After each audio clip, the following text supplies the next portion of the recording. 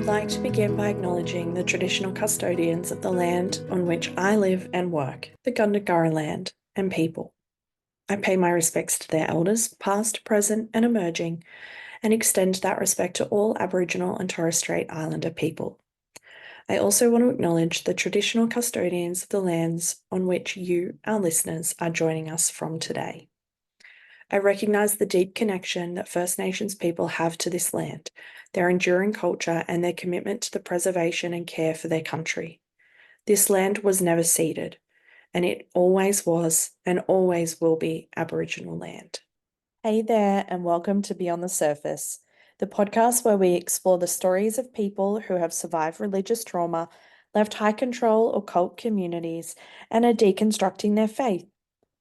I'm your host, Sam, and each week I'll talk with individuals who have taken the brave step to start shifting their beliefs that might have once controlled and defined their lives. Join us as we dig into their experiences, the challenges they've faced, and the insights they've gained. Whether you're on a similar journey or you're just curious about these powerful stories, you're in the right place. This is Beyond the Surface. Welcome, Scott. Thanks for joining me. My pleasure.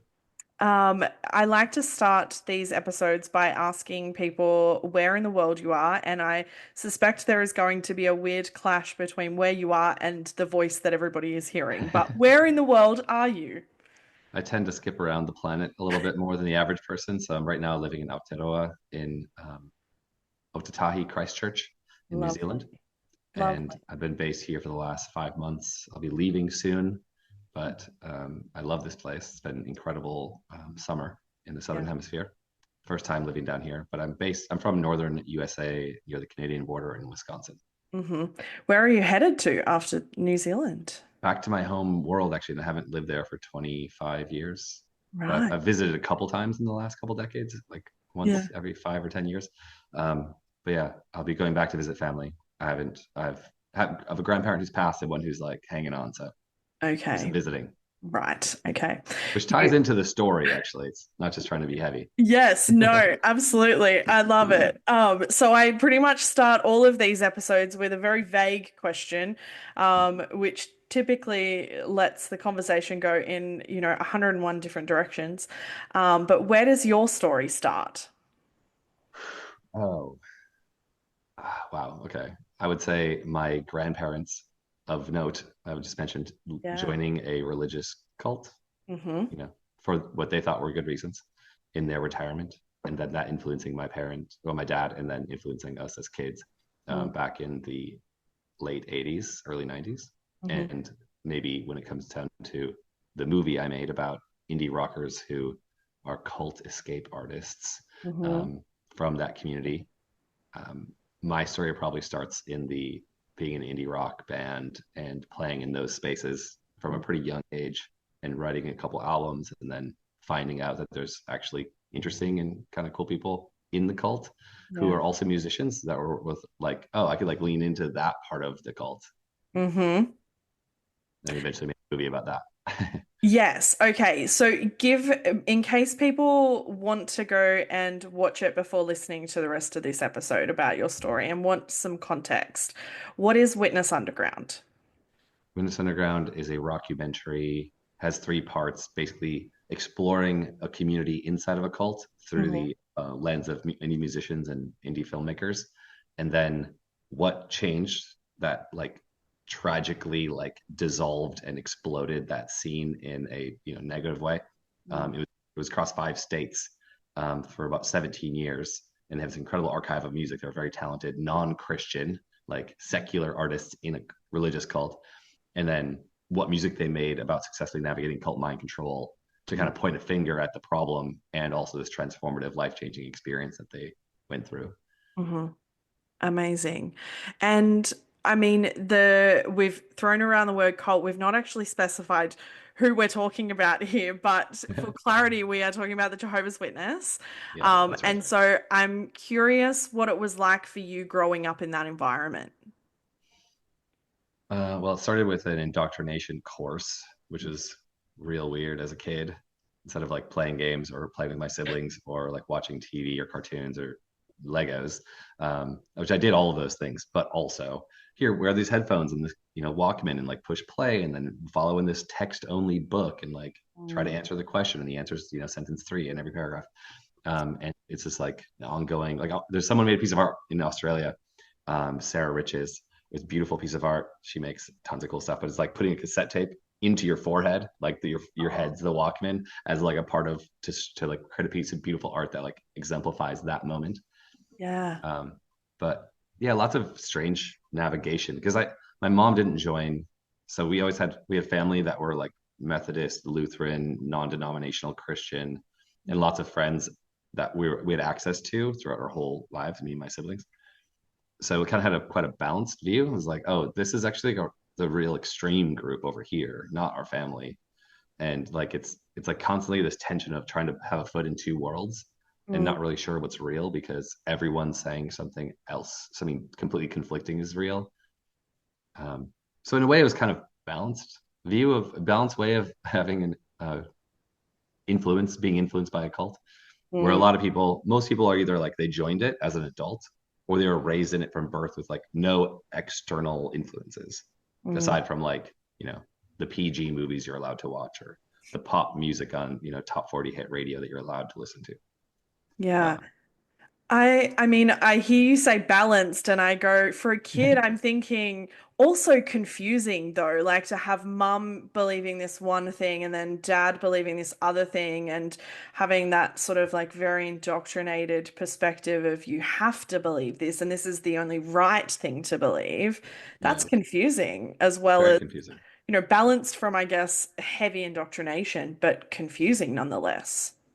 Yeah, and maybe the first set of confusion that made me really skeptical was when I was 6 and my mom's dad, not never part of that religion, but always read the Bible while smoking his pipe in the living room, kind of guy. He died, and the entire extended family was like, "Oh, he's in heaven now." And as a Mm. kid, you're like, "What is death?" Like a little Yeah. fascinated by what's real and what's not, and this whole fantasy world and people have made up or believe for whatever reasons, and then having this new religion influencing our lives, saying definitely he's not in heaven. He was a part of the wrong religion. It's like, whoa, which one is true? And then being like, every time I ever then I learned to pray because my dad was just being going to church for the first time ever and trying to get us like talking to this deity.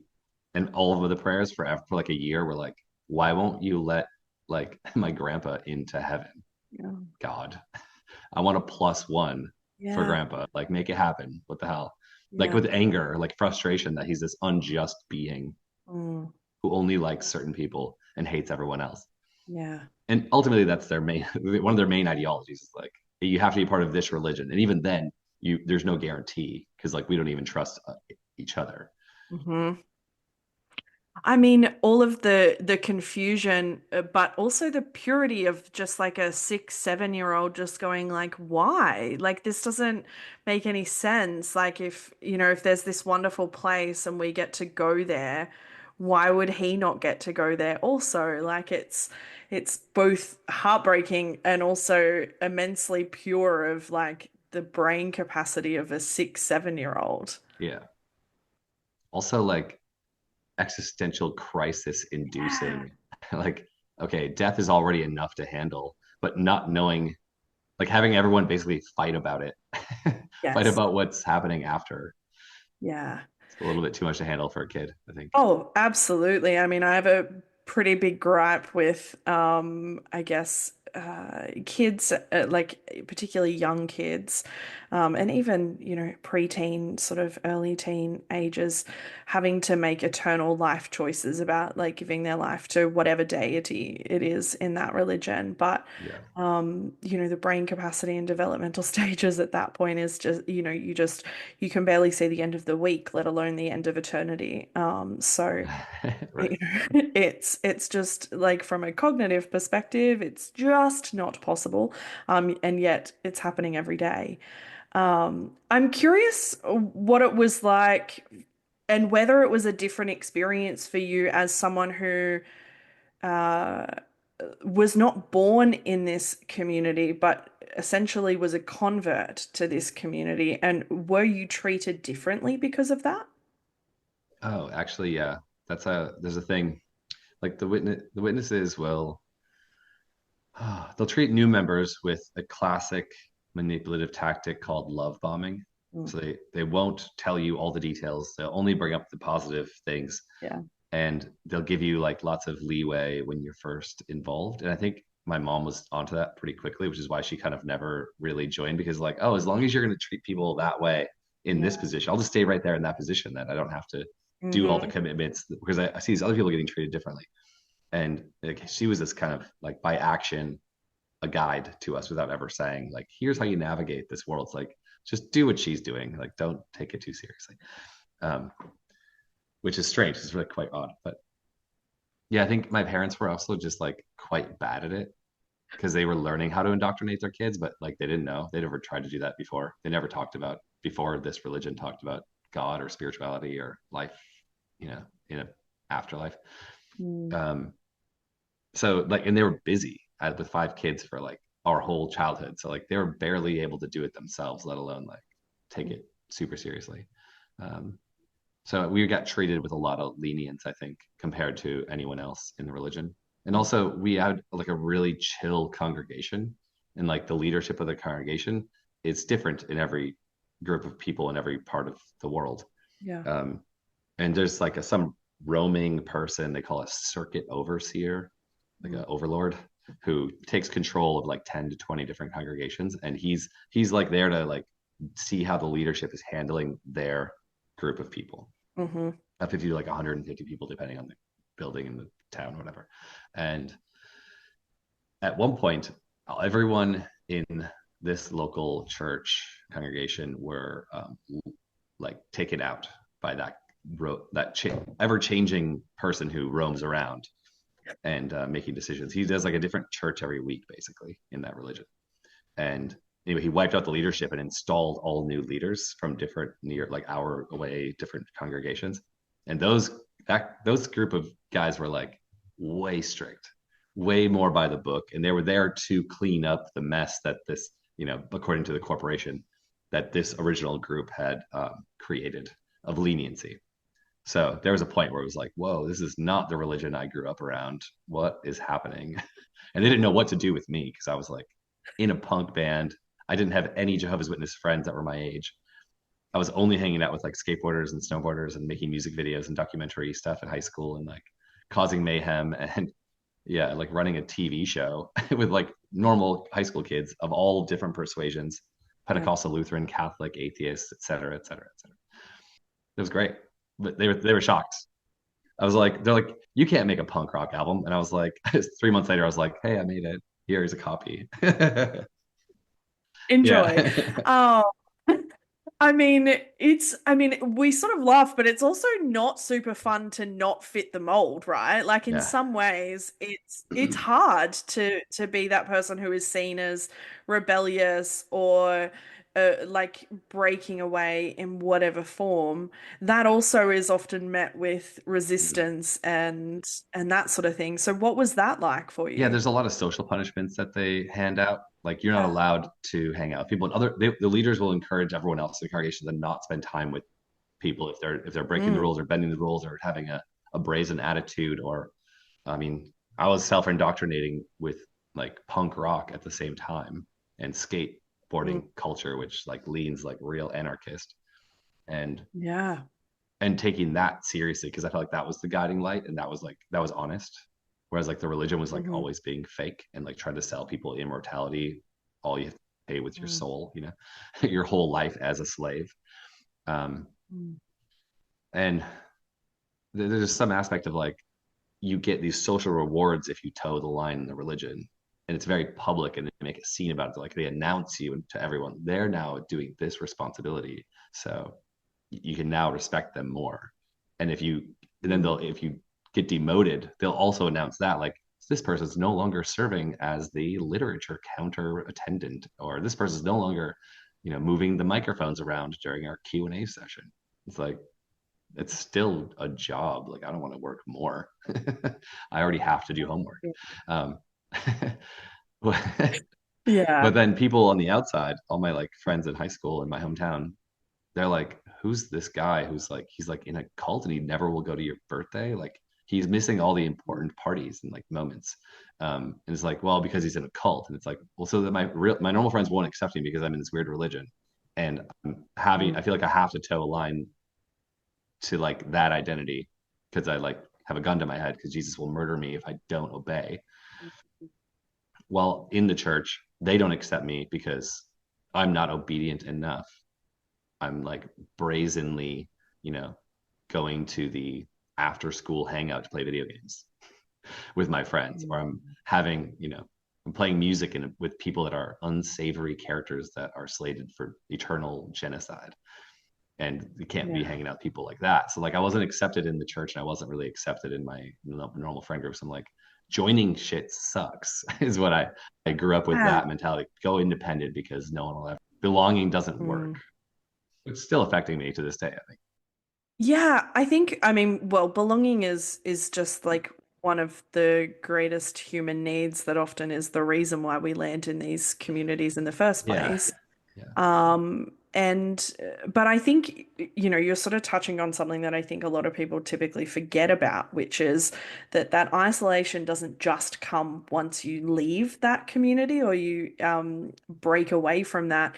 I mean, what you're explaining is like a double whammy of isolation in both communities. I find that I notice it happens a lot as someone from the queer community. You didn't really fit in that community as well, but you were sort of like too churchy for the queer community and too queer for the church community. And it Yeah. was like finding that space is really tricky. And it's like you were like too punk for like the JWs, but too JW for like the punk community. And it's Absolutely. like, yeah, I mean, it's like a double whammy of isolation where you're sort of like straddling this line and, to go either in either direction more heavily comes with ramifications of some kind. I mean, that's a lot for like even like emotional ramifications, but that's a lot for, anybody, let alone, a teenager or young person. Yeah, and I think there's like this human path of you're always constantly like checking where your identity lies, and it's not this one moment that you leave a church and you've been transformed by that. You're no longer identifying with that. Everyone still identifies you with the person who used to be a part of that thing if Yeah. they knew you, and if you ever mention it, it's like, oh, you're one of those people that used to be a part of a thing. Like, oh my god. Yes. But at the same time, it's like it wasn't just one moment where I'm like, Mm, I'm not going to do this. I've been skeptical since I was 6, and like I accepted some things and didn't, and less over time. mm. And no one would ever know that because they just see a teenager in a suit that's just represents one thing. Mm. I'm curious about that skepticism. Like, where did that come from, and how did you work out so early that like this is all a load of bullshit? Reminds me of a very first time I was asked to speak on the stage at church. It was by one of the church elders. He, I shared the I placed the most fantasy sci-fi book placed, this is a cult term, placed literature with somebody. Like I got them to accept it. They probably threw it away immediately. It was my biology teacher. And I was like, so we're learning all this stuff about evolution. And I did the right thing. I told them that that was complete nonsense. And Mm, then instead of trying to give them the book that's like persuading someone who believes in evolution, that creation is what the true answer. And all the millions of scientists for 160 years are all duped by Satan. um, I gave him the Revelation book, which is like the Jehovah's Witness absurdist. Like it's like 20 times more text. They like put a verse of the Bible from Revelation, some excerpt of a sentence or two, and then mm, like one or two or three pages about that thing, and like the Jehovah's Witness interpretation with like crazy graphics and art mm, about the end of the world, basically, and like weird, esoteric, abstract stuff. Um, Locusts and rainbows and dragons and beasts and like a mm. harlot riding a beast, all this like stuff that's it's just in the Revelation book, but it's insane. It's like all crazy. Yeah. I gave him that book, and the elder heard that story, and he's like, "Would you like to tell it to the congregation in front of everybody?" And my response in front of him and my dad was, "Do you want me to lie?" And to like a gasp from both of them, like, "Why? What? What do you mean? Why would you ask that?" Like, And I was Yeah. like, I don't know, why did I ask that? Because I think everyone's just lying actually Mm. all the time. Like, who cares about any of this? It doesn't even make any sense. And I was like 12 at that time, 13, something, Yeah. 14, somewhere in that zone. Like ninth grade biology, something like that. So like I feel like I was always just sort of like, when someone's authentic or like being Mm. true or honest. But I feel like that church or that culture of that religion is like, let's put on a face all the time Mm. and be fake to the point that you embody it. And Yeah. like you embody the ultimate drone, clone of the perfect church person represented in the magazines that they produce. Mm. And I was just like, I don't have any time for that. I hate that so Yeah. much. So I think it's just been an ongoing thing. And at some Mm. point I was like, I don't ever want to be associated with this group ever again. Like I was very much on that path. It just took me a really long time because I had pretty lenient parents and like pretty lenient like upbringing around it that I was like, it's not that bad. There are a few people I like, Mm. and I do want to live forever. So let's just keep on taking the carrot, following the carrot around, Yeah. I'm curious, like how that skepticism impacted your family life though, because like I can't imagine that like your dad would have been too impressed with with that sort of like not just healthy level of skepticism and curiosity, but a downright like this is crap kind of Mm, mentality. yeah. There's only a few times where we really talked about it on a deeper level. Mm. Um, because on some level I could confide in him. And in a way, my parents like really held like a lot of the nonsense at bay from our family. But yeah, I pushed a lot of buttons. I think, I think he would level with me a few times. And it's a weird thing about it. He grew up without any religion. So, or Mhm. he believed in God, but he'd always read National Geographic. We like had like a lifetime subscriptions. We had like a bookshelf as long as like a basement of like every year in order. And we would read all the articles and talk about it. He would always give me like political news and history. And we would watch like all the comedies from the 80s and 90s. And they were pretty lenient to rated R movies. Like the classics are fine, kind of thing. Plug your ears if there's and your eyes, I guess, if there's a sex scene or something. Um, Yeah. but we're still definitely going to watch the movie. So, um, yeah, I don't know how to answer that really. He had me read. He told me his favorite book in the world in his life was 1984 by George Orwell. He wanted me to read it so we could talk about it, which Mm. is crazy because it's like that's the cult's playbook exactly. Yeah. Yeah. They even like you can't say these words, special in-group language, and like they're editing their own literature whenever they change they call it new light, quote unquote, um, where something that they used to believe and everyone had to agree with, or you Mm. doubt, they no longer believe, or they've altered it because it's like convenient for them. And Yeah. they never explain why. It's just now this is what you believe, so you better adapt or else. Um, Yeah. and like in Orwell, like they would this help one of the main character's job was to get the newspapers and then edit them, and they would reprint the newspaper and then put it back in the archive as like, oh yeah, we never said that. This is what we said. Yeah. They do that. They still do that. Yeah. Yeah. Yeah, I think for people who don't know what the Watchtower is, can you describe what that is for people who don't really have any context? Yeah. So Jehovah's Witnesses are considered a new religious movement, and that's like an 1800s term. And the charismatic leader that started it, he used to go to Seventh Day Adventist Church when he was a teenager, I think, for a while. I don't remember exactly how long. And in the late 1870s, he started writing his own content with someone he met through that network of religious people in Pennsylvania. And then he moved to New York and sold his successful clothing business to start a printery. And he started printing his own literature through that magazine. And then eventually became his book series that he published until he died, like 6 books. And that was under the publishing company, the Watchtower Bible and Tract Society of Pennsylvania, which is what they're still the corporation's still called that. They just sold to the Kushners of Trump fame for $1 billion all their properties, and they have been building this property in upstate New York, like an hour or so in Patterson, New York, or Wallkill, one of those. I think it's Wallkill, just north of there, like an hour or two. and they do all the printing there. But there actually became like the internet wasn't you weren't allowed to use it when I was growing up, which is hilarious because like I adopted we it was just part of reality. So they were Yeah. really against that, and they were against social media. They banned it, and now they have their own website, and they've changed their like whole artwork and URL. They changed their whole brand and logo into a URL, jw.org. Don't go there. Mm. It's the dumbest information on the planet. They send everyone there, and now they can easily update whenever they want to change their literature and the history of their ideologies. They can just like Mm. update the website instead of having to update and then print new books and sell the new books and tell everyone to burn or delete the old books or whatever, which they used to Mm-hmm. do. I got like 3 copies of the Revelation book because they changed their beliefs so many times. We had to keep getting a new book because it was all wrong.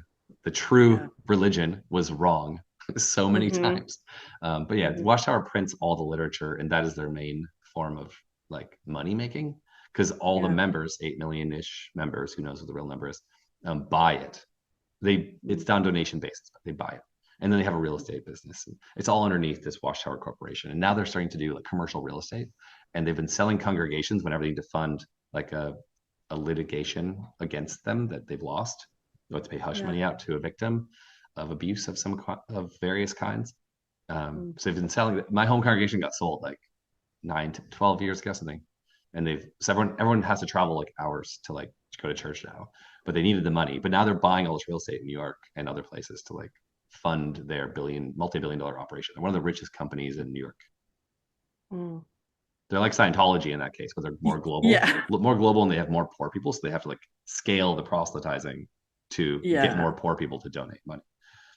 Mm. They coerce a lot of old members to give all of their estate to them rather than give it to their children as one of their Right. like final scams.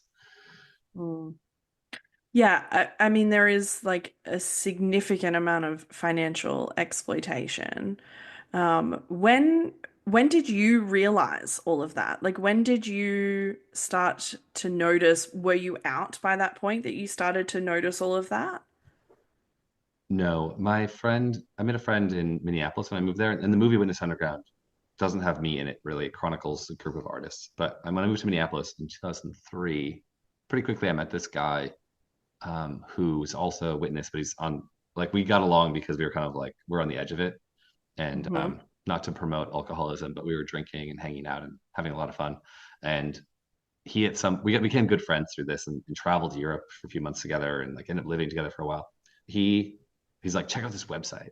And it was silentlambs.org, I believe. And that was by one of the writers from the writing department at Watchtower headquarters, the only woman who ever wrote for them. She was a Catholic converted to Jehovah's Witness, and she like rose with her husband into the ranks at the headquarters and became the writer of the history of the religion and did all this research. And she's still going after it into her 80s. And she's a lovely woman named Barbara Anderson. But she had made this website back in 2002 because it's part of the writing group. They published an article about CSA, it's like abuse Mm. of children, basically, and Yeah. about how it's wrong and how the Catholics are so evil for doing it, and like how bad it is for society.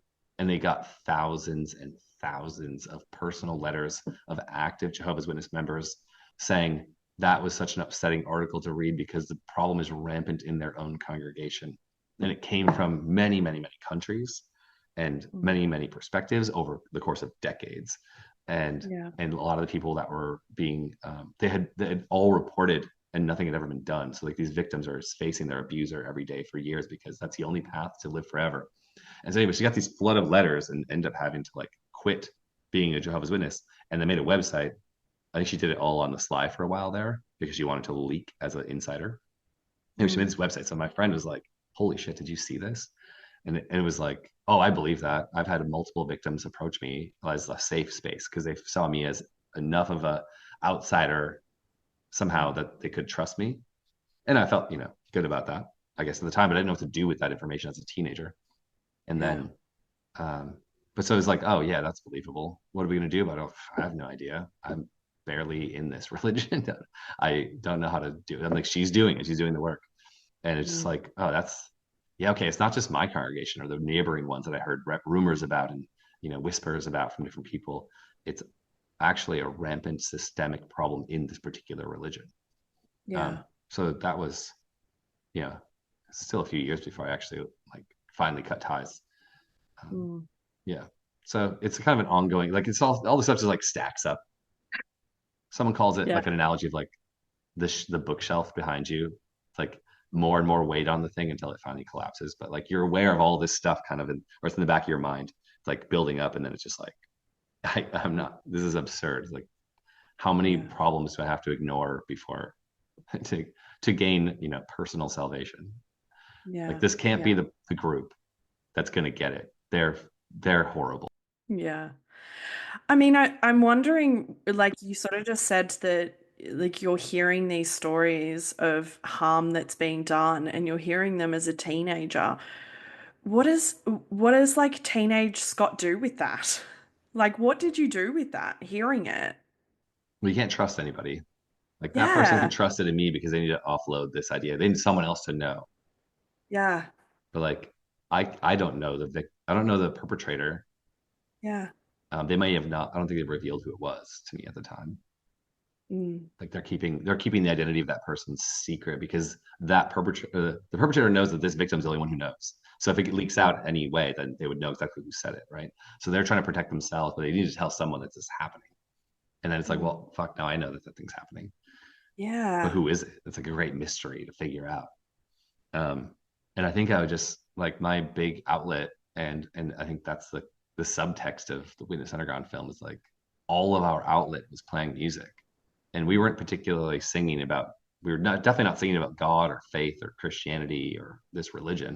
It was like Yeah. secular music because we needed to like have a break from the topic and sing about Mm. relationships or like what's going on in our lives or like questions or like abstract ideas or like I was reading books on physics and like trying to figure out the nature of reality, um totally outside of the religious stuff. So I feel like a lot of my outlets was just making art and not Mm. having a real purpose or meaning for it. Like yeah, I want to be a rock star, some mythical, in my head I'm a rock star today. Yeah. I'll play for 2 hours and like I'll feel better kind of thing.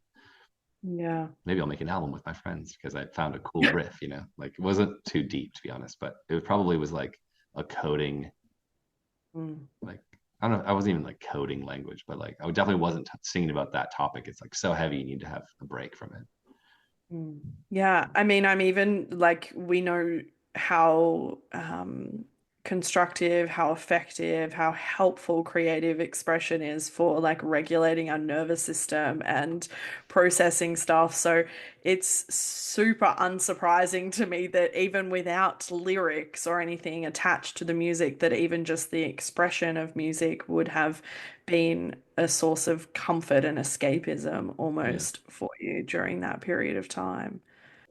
And I feel it just happens to be like the closest thing to the present moment you can get is the act of Yeah. creating sound waves or other kinds of art because it like vibration is what is at the base of everything in our known reality. So if you're Yeah. like making vibrations, you're just like playing with playing with the universe in a sense. Yeah. Just so happens to be, yeah, this profound thing. Yeah. I feel like it's the center of everything that humans do is like Mm. music's at the heart of it or art in Yeah. general. Mm. And I kind of wish society would organize themselves around that rather than like the growth of capital or like Mm. money or yeah, I mean obviously we need to like there's like transactional stuff is not capitalism, but like I feel like capitalism as like let's get as much as we can for ourselves as like the center of society is like really corrosive. And this Mm. is the point. Whereas like art, if you just made that the center of everything, what could Mm. you do in society? Yeah. Absolutely. Idealism. Yeah. It's fun to think about. Well, we've all got a dream, right? Yeah. Um, how old were you when you left the community and you sort of very like created that I separation? made a pretty big separation at 19, but then eventually talked to my dad about it and my Hmm. grandfather. And then with my dad and I had a like what I now see is like a pretty manipulative situation where I told him how I really felt and where I was at and what I wanted, and he kind of disregarded all of it. Told me to go talk to the church leaders, and that if I would go knocking on doors preaching full time, he would Mm. give me half price rent, and I would save like $100 a month. Oh, Like I could have just gotten a full-time job or a part-time job and like not done any of that and actually like maintained, my sense of self identity and sanity. But I took it on as an experiment to only speak to atheists and agnostics while maintaining the mm, punk band and disregarding any of the social pressures of the church. We like made all these agreements. I was like, I don't agree with this. He's like, doesn't matter. I don't agree with this. Doesn't matter. I don't believe this. That's not that important.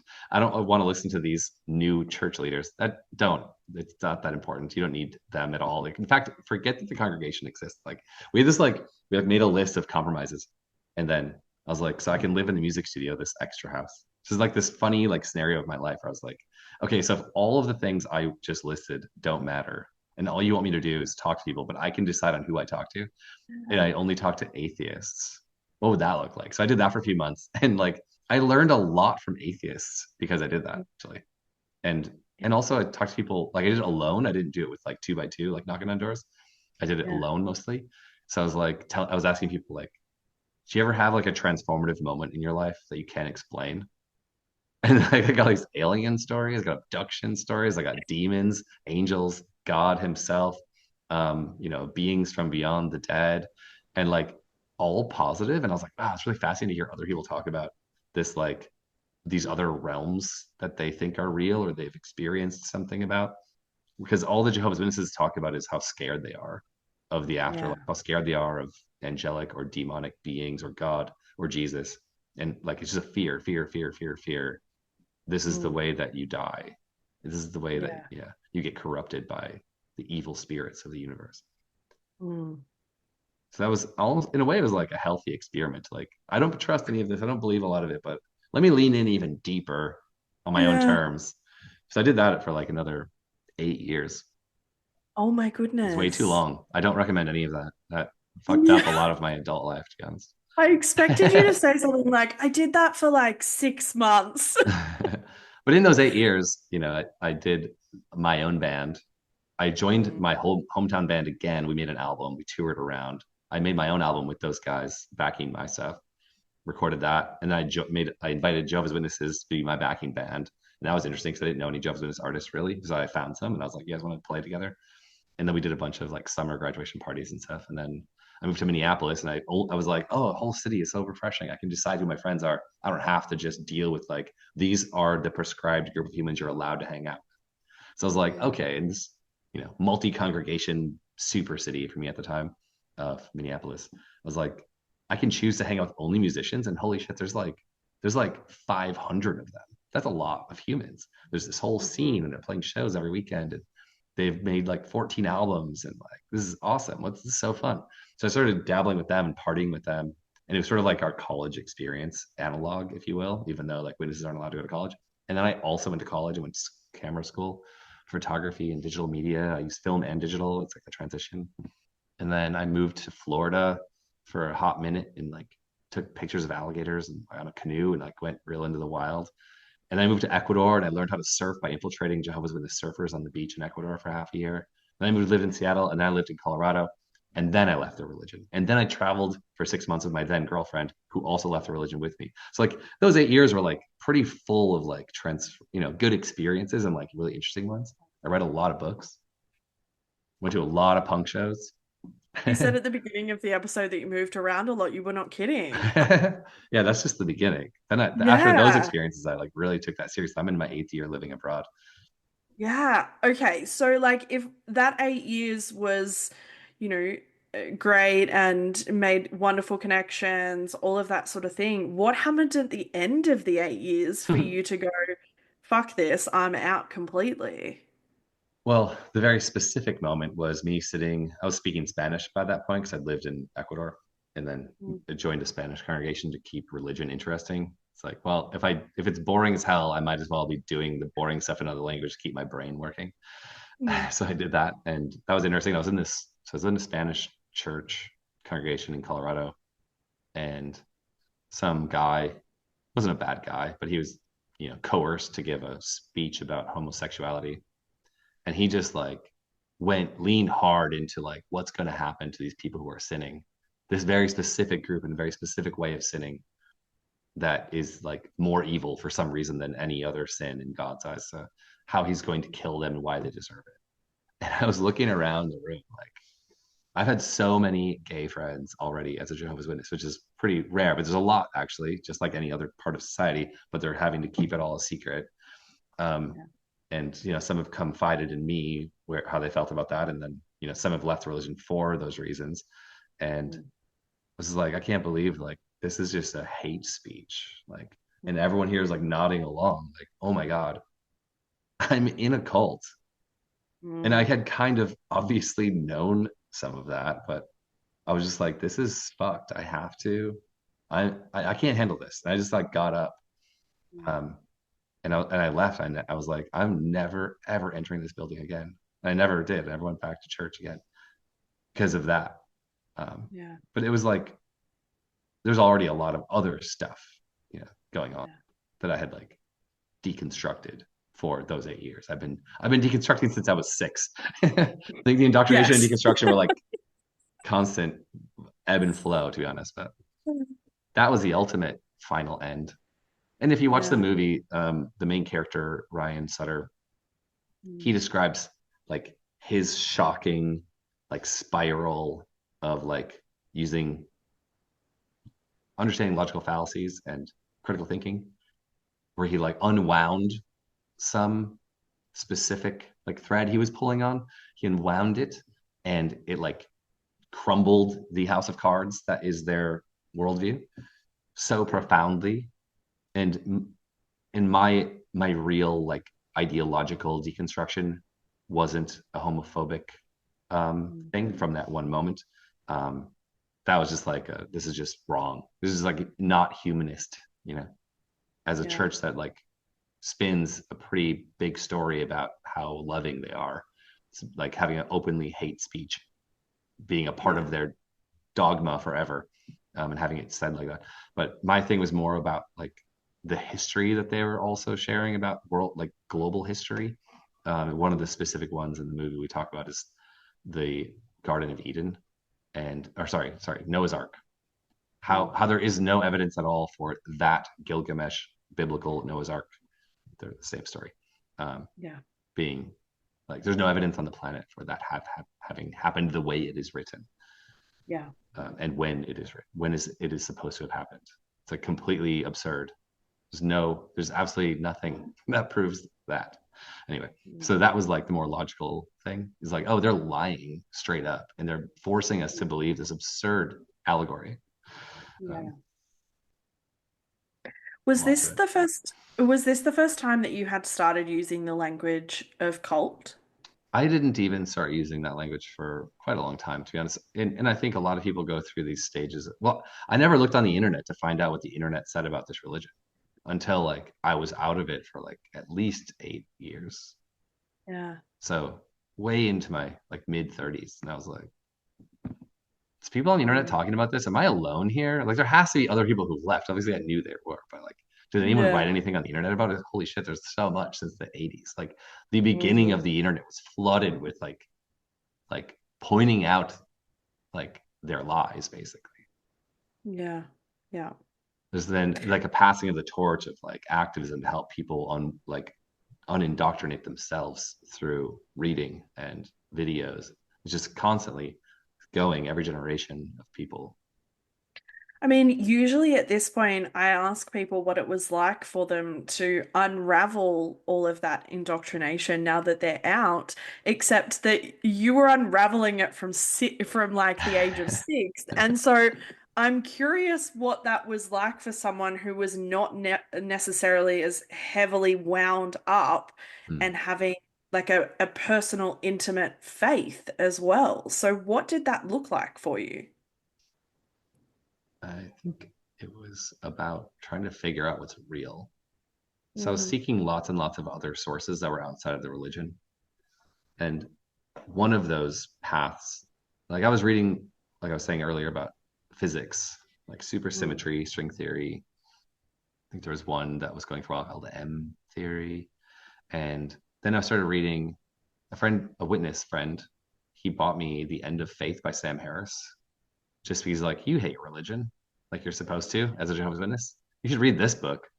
Uh, And that book was really confronting, actually. But like I became like he actually his way of thinking and presenting information really helped me um, mm, logically understand a lot of things. And then once we started opening up the can of worms of the new atheists, Sam Harris being one of the four horsemen of the apocalypse of the new atheists, I started reading Christopher Hitchens, God is Not Great, and then Richard Dawkins, who I actually was pretty upset about all of his presentations in the 80s and 90s because he was very vehemently against all religion. And mm, I was like, oh, he's challenging my worldview from this Jehovah's Witness perspective. I ended up reading him, and he has an entire chapter dedicated in God Illusion to Jehovah's Witnesses about how stupid their book Evolution or Creation is. It's awesome. It's so good. I highly recommend all Jehovah's uh, Witnesses read The God Delusion. um, and then I read a bunch of other stuff by him, and then recently Denon is the other one, I think. Can't remember, maybe I'm mispronouncing that. And then yeah, so that was happening while I was actively like in the music scene in Minneapolis and like hanging out with all those artists, and we were all trading those books around. And then, but I mm, was like, well, that's not exactly like that's more on like, is God real or not? It's not so much confronting the religion and what their mm, teachings are. It's not like I'm reading something from another religion. That felt more wrong. Um, but then mm, at some point, I was like, I mean, it's kind of on the edge of that, right? Like disproving God's existence is kind of like a big deal if you're a church goer. But then I mhm, was like, well, the church in their magazines are quoting all these authors. They're quoting these astronomers, biologists, astrophysicists, and philosophers in their mm, magazine. So like if they and I was like, I'm gonna allow myself to read anyone that they are openly quoting. I don't want to mhm. just take their half sentence of a quote to prove their point and like leave it there and be like, wow, it's impressive. The astronomers on our side. Incredible. Because that's kind of what they want you to do. But I was like, I'm gonna take that one step further and read their entire book that they're taking that one pulled quote from. And then I found out like, oh, they're actually really misquoting this person. That's like misinformation actually. Yeah. And I would actually ask the leaders giving talks about where they quote these people, and I'm like, oh, did you read that book? I would approach them after. Did you read the book, the person you quoted? Like, no, I'd read the Watchtower magazine, and that's it. I was like, pretty sure like what you said is not what the author would have wanted you to understand. Anyway, Yeah. so I feel like that's a thing that people should do is like give themselves the freedom to do research externally to the system of control that they feel like they can't get out of or whatever. Like Mm. go outside of that and read some other information. Yeah. I'm curious, aside from, I guess, the typical sort of deconstructing theology and doctrine and beliefs and things like that, that you obviously did. Once you were out and you were sort of reflecting back and you now had this language of like, I'm not the only person going through this, like I was in a cult. What was it like for you to look back and realize the ways that, despite the healthy level of skepticism, just being raised in a high control environment had on your sense of self and your identity and the way that you related to people and all of those things? You're making me think of how my identity, how I shaped my identity and like how I let cult programming influence my Mm, interactions with people. yeah. That's real embarrassing. I, what they want you to do is they're constantly indoctrinating you in these weekly church sessions with Yeah. if someone says this, you can reply with this and that'll get the conversation started. Or if they give you a hook of like, oh, they went through a death in the family or they went Mm, through a breakup or they moved to a new location, like they're totally vulnerable. You should totally, teaching you basically to be a narcissistic manipulator with their yeah. their classic tactics. And I was doing it and like like, oh, I'm gonna try that out, see if that works. It's like basically like by trial and error, but with like a great guide for manipulation, Mm, testing manipulation out on unsuspecting victims who are mm, probably like that's not what the fuck, dude. Like we're at a party right now. Why are you changing the conversation for this? Like, I don't care about your stupid religion. Like yeah. in there, whether they said that to me directly or just were thinking it and be like, don't invite that guy. He sucks. Yeah. We uh, don't like him. for sure, that was going on with like untold amounts of human beings. But I didn't Yeah. always do that. Is like sometimes if I was feeling particularly self-righteous and was like wanting for some reason to embody that identity at that time, um, Mm, was in daylight or at a house party or something. Like I probably didn't do that at the house party very much. I usually enjoyed myself, but it's really strange to be like code switching, identity switching constantly. Mm. Um, I don't wish that upon anyone. Yeah. And it's also like, wait, like why are you doing this? Looking back, like why did I feel like I needed to ever represent that book publishing company for Mm. free after having to work for them as a slave, Yeah. modern slavery, which is kind of how I'm starting to see what all that is now. Mm. Because like they hook you, like they're not getting paid. They're a for-profit company getting free labor, and they're telling you you have to do it or you're going to get murdered. Yeah. Like, what else is that besides slavery? I'm just pushing their Yeah. stupid books and like website clicks, you know. Yeah. Absolutely. Not a great look, and I don't like I don't like that I was ever a part of a thing like that. So it's like Mm. it is embarrassing, but at the same time, it's like, well, everyone is sort of representing something with some identity. Ideally, it's like your own shit, but you're probably, indoctrinated Mm. on some level about something, Yeah. I think one of the biggest things that I talk about, with people on the podcast, but also with my clients and for my own story, is that sometimes the most painful thing to do is look back and realize the ways that you upheld and perpetuated a harmful system as well. And that's a really tricky and painful thing to have to navigate, even once you are post that community, post church, whatever it is. Um, but you're right. Like when you think back to it, it feels embarrassing that you were ever a part of that. But you were a child and you were a teenager, and there are all of those ways. But I find that it's one of the more painful things that people have to navigate is, oh, like I was a part of that. I Mhm. upheld that. I perpetuated that as well. Mm. I'm curious what impact did finally cutting the cord and leaving have on your relationships with your family and your dad in particular? An ongoing string of disconnection that's lasted now 16 years. And Yeah. those witnesses are really extreme about disconnection. They call it, well, they have terms for why you can manipulate and mistreat your family, friends, and loved ones if they have their own ideas about reality, if they speak up about what they think is true, if they stop going to church and want to tell you why, etc. Or if you just break a rule and they let the leaders just punish you, and then they tell everyone why they that they punished you, so you have to obey them. Ultimately, it's you never talk to them again for the rest of your life. And they Yeah. have one loophole, which is like for family business. But my family are real extreme, so they still haven't talked to me for 16 years. And they'd probably now say, well, it's because you were making videos about your feelings. It's like, I wasn't doing that until I was punished by you guys. The reason why it's a cult is because you do shunning. Yeah. And shunning is like, yeah, not never communicating, putting up an emotional and communication wall. Yeah. It's basically solitary confinement like we do in prisons, but instead of a room, it's like a virtual room. Mm. It's kind of funny to say virtual room.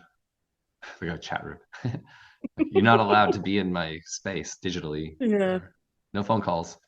But Yeah. ultimately, like, we don't want you in our lives because we're afraid of you. Is the real thing, and the Yeah. church leaders and the church ideology, the system, has convinced them that if they communicate with their son, sibling, grandson, in the case of my family, um, that they could lose their chance at going to their paradise, which is they will be murdered by Jesus himself Yeah. if they talk to me. They're totally afraid that I exist and that I have things to say about the thing that they believe in. I think they respect. I've have confronted a few of my family members like 6 years ago, and three different ones, including my parents and one sibling, all said the reason why they're afraid of me is specifically the topic that if they actually did the research that I suggested, which was, hey, read these three paragraphs on Wikipedia, I think that's how nature works. Was they're like, oh my God, you can't ever talk about that.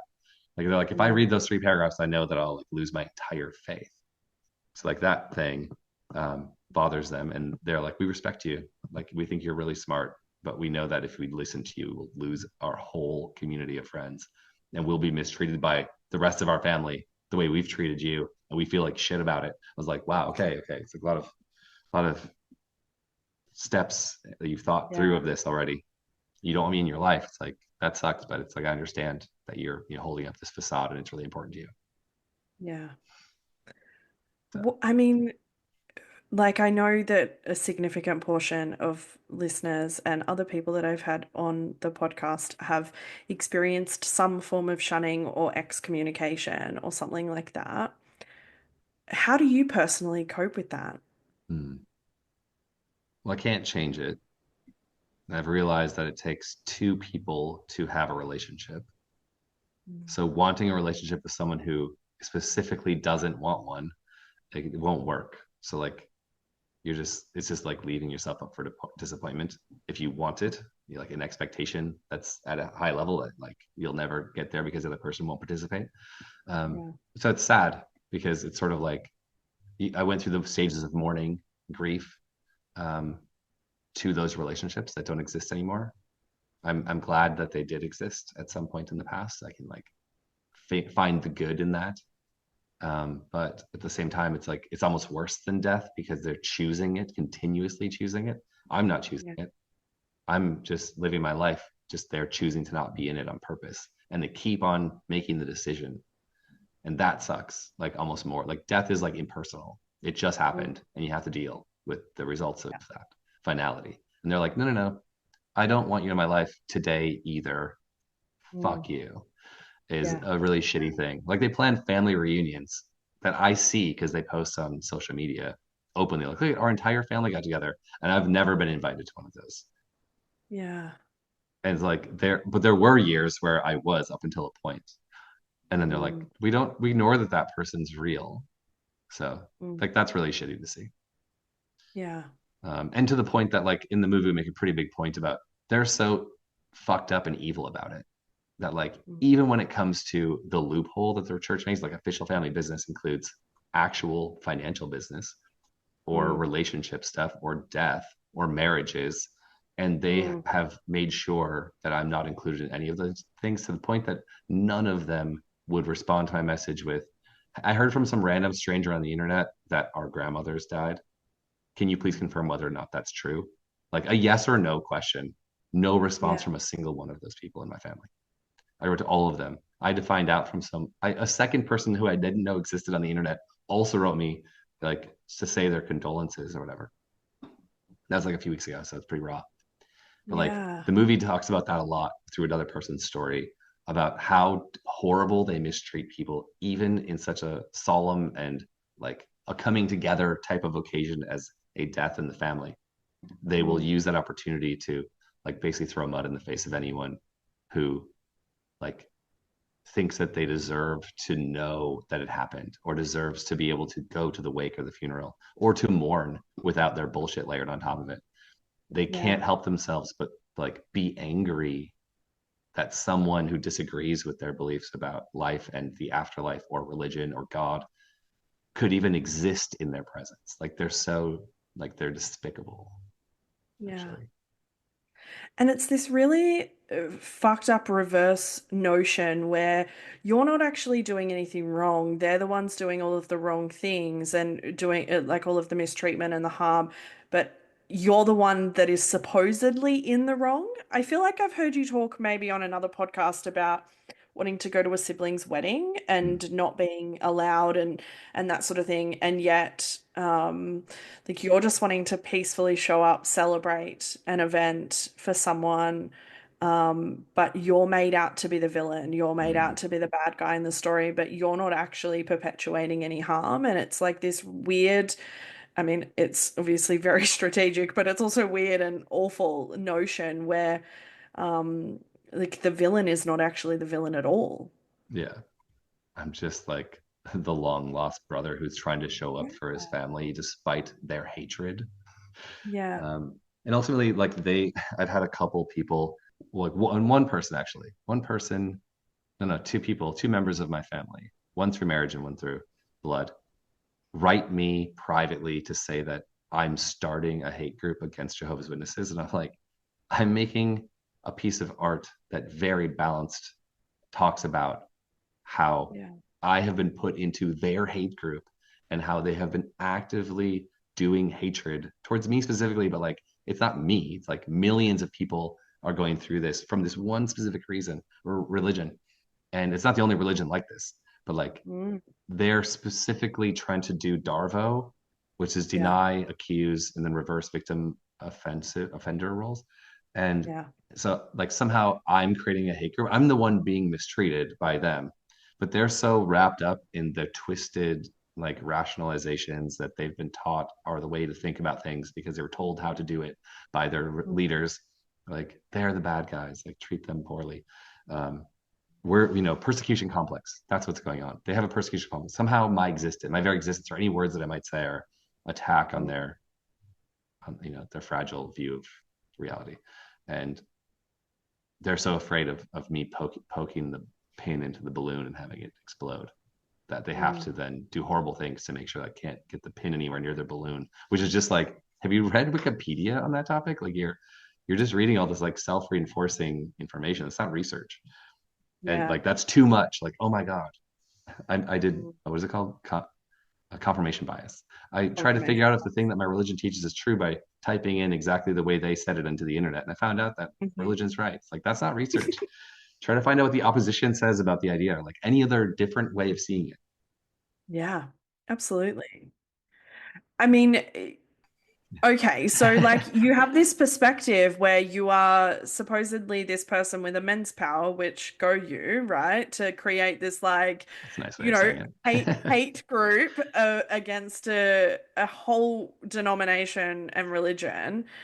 And yet you make the movie anyway, you do the documentary, knowing that it's going to cause more fallout with family and with other people. Why do it? Why Oh, was it so important to you? well, after spending 8 years being treated that way, and I guess the thing is like I didn't make the movie to like get back at my family. I wanted to make the movie because it's so many people have been mistreated this way, but I've never seen a movie told from someone who went through it. Almost all the movies are looking in from the outside, doing Yeah, this thing that's really disgusting to me, actually. I think it's really manipulative and unfortunate that outsiders making movies about the topic often just point a finger like this religion, they're so strange and weird. Look at them. Let's take a closer look at how strange and weird they are. And here are some victims who got out. And look how strange and weird and now traumatized they are. yeah, Ew. Oh, yeah. we feel pity for you. That's sensationalist approach, Yeah, right? it's really Yeah, gross. Like, yeah, yeah, I went through some of that. And so did all these other people that I know that also left the religion. They have like a 30% retention rate. It's like the lowest on earth. There's a ton of millions of people have left this religion and suffer yeah, the same thing. And it's like getting out isn't the end of the problem, it's the beginning of the shunning, which then lasts yeah. for the rest of your life. So it's like constantly being reminded that this thing happens. Mm. So yes, they're not wrong to roll credits with the person crying. But there's a life after. It's like all these incredible opportunities are now possible because you're no longer tethered to this ugly system of control and coercion. You can now do anything you want. It's an incredible amount of freedom. And Yeah, most of the people that I've met who've left religion, not all, but quite a lot, have gone and done incredible things with their lives. So like quite profoundly like successful or ambitious or inspiring the things that yeah. they've done because they don't have anything holding them back. There are no limitations anymore. And Mm. I think that's beautiful. And I want to show that because I Mm. feel that I've done Yeah, things I'm very proud of after that. But making the movie was really to share this story in this new positive lens, yeah, saying, don't see people who got out of a cult as a sad, pitiful victim. See the people that are in the cult as the victim who have not mm. yet had the chance or the opportunity to learn how to unwind the control. Look at the people who left religion as people who successfully navigated cult mind control as Yeah, a leader in society because they can see through the bullshit of like all these different layers. Like once you get out of it, it's like yeah, the onion layer. One layer peels back with it. Now you're in America. It's its own insane place with its own control systems and manipulation and propaganda that yeah, are quite similar, to be honest. And then it's like, oh, well, these systems exist literally everywhere with people vying for power. Like being able to see that is a special skill set that a lot of people just don't have. There's like accept it because that's yeah. normal, quote unquote. But when you've gone through something so extreme and like figured it out and then gotten out and then like made a whole new life, you can see through the bullshit. And I would appreciate if people like take a look at people who've gone through this. Yeah, are they traumatized? Sure, but like they've also transcended a lot of things that most people never have to go through.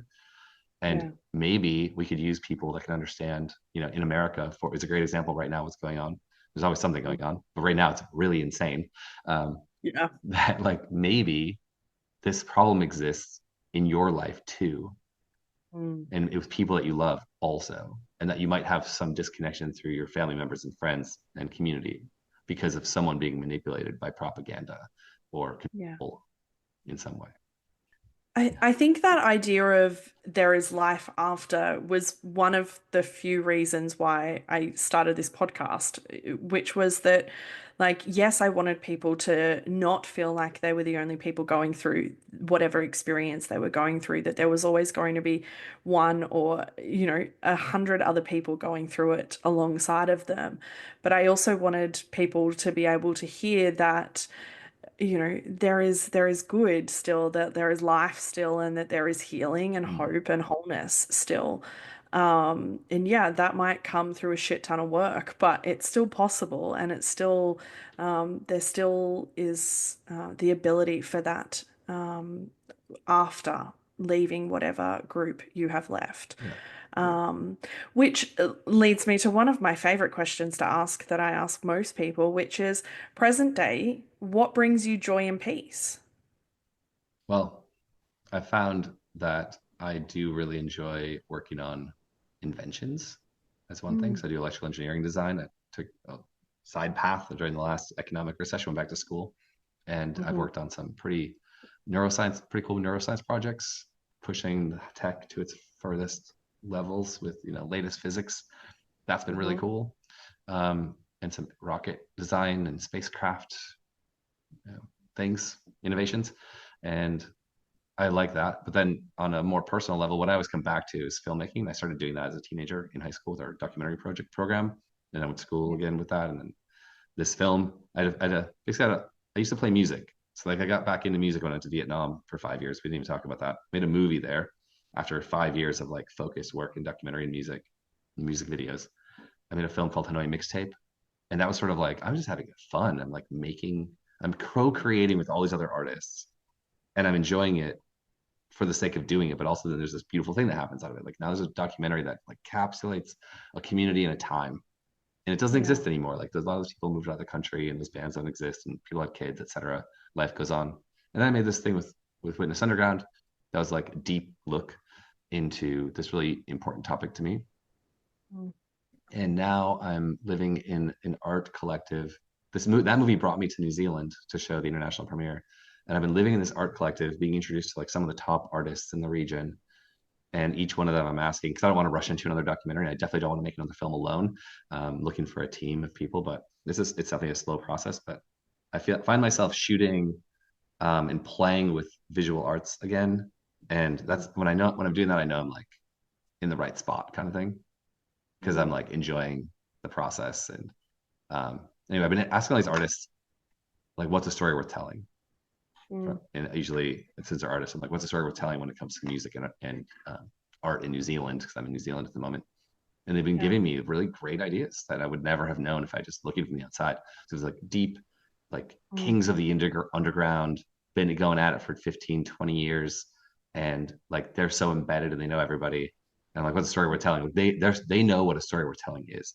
And that like having an outsider tell it isn't could be important rather than like Yeah. self, marketing thing. Like it always feels a little bit gross.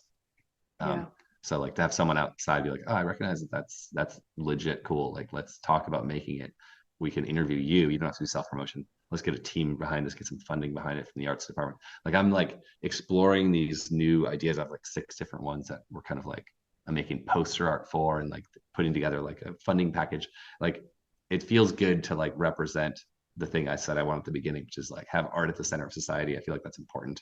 But Yeah. what don't just say like, oh, look at what this artist did with their life. It's like, so how does like, for example, how does like neurodivergence and electronic music, what is the base of that? Let's get some experts in on this. Like maybe a lot of artists are neurodivergent and maybe Mm. we need them to be the guidance for our society, the mirror to society. Yeah. And so like having these higher level, deeper conversations with some of the top artists has been really cool. And so I think I might develop, one or more of those, but try to give them all the best life they can have and pitch them all and see what ones shake out of funding and produce some movies for fun. But it's like No. it also feels good, to make something important. Yeah. Yeah, absolutely.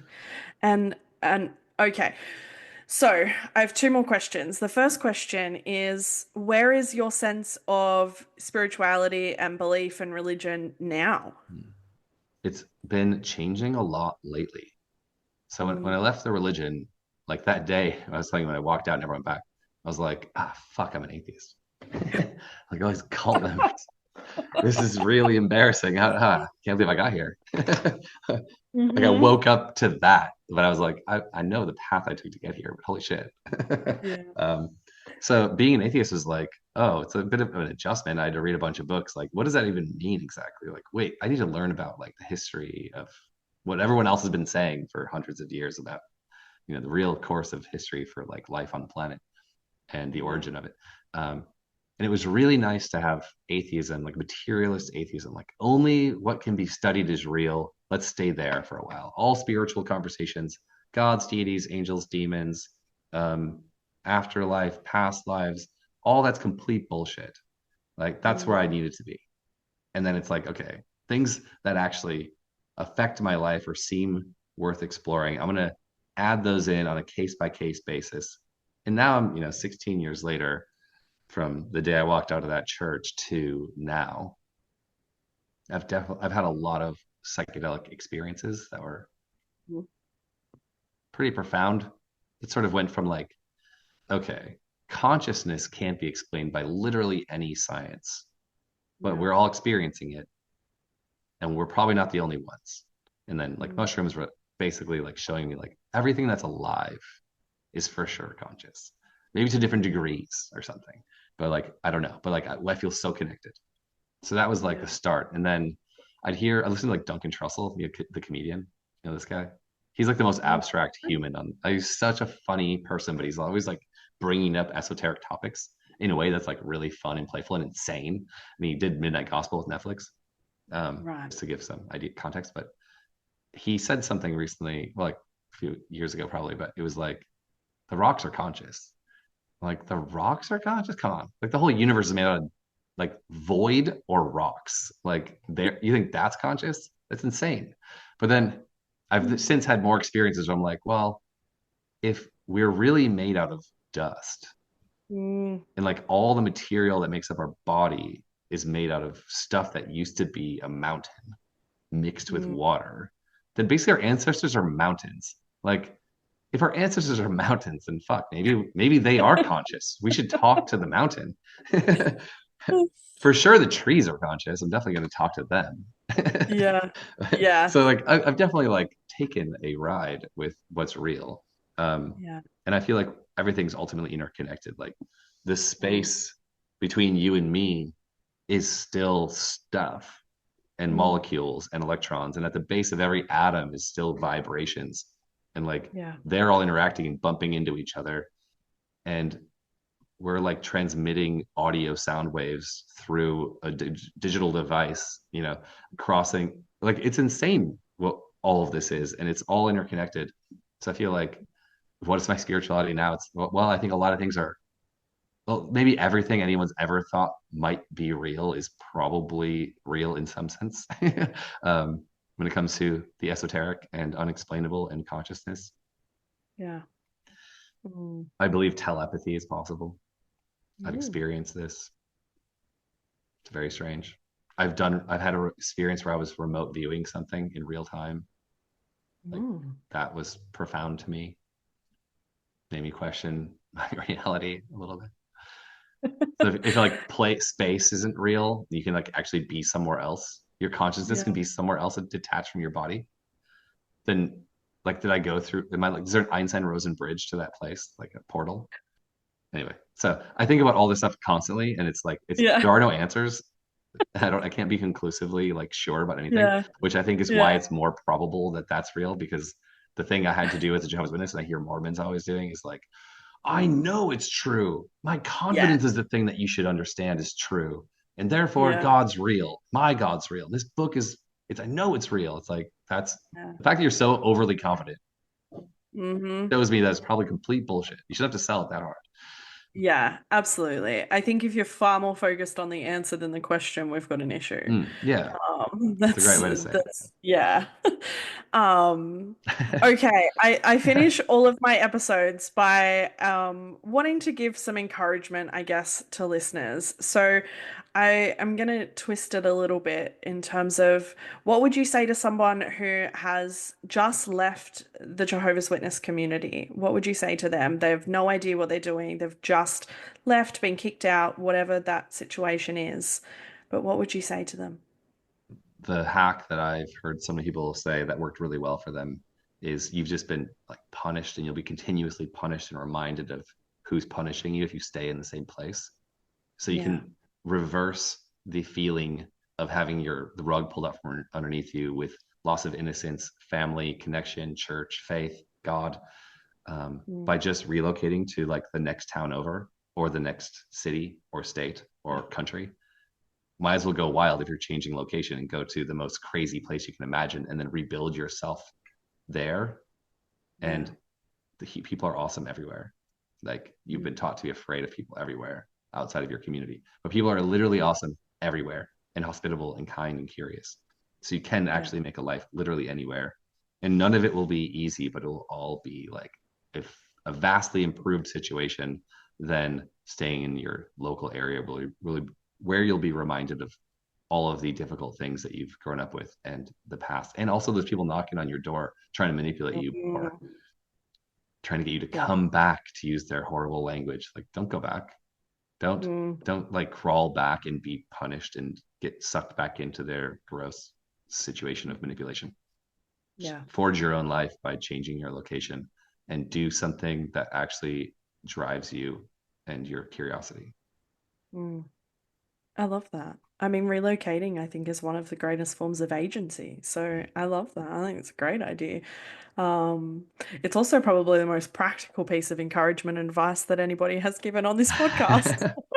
So I love that also. Cool. Thank you for joining me. It's been a pleasure. It's been a pleasure for me too. Hope somebody got something out of that. I'm sure they did. It was great. Thanks, Scott. Thank you, Sam. Thanks for tuning in to this episode of Beyond the Surface. I hope you found today's conversation as insightful and inspiring as I did.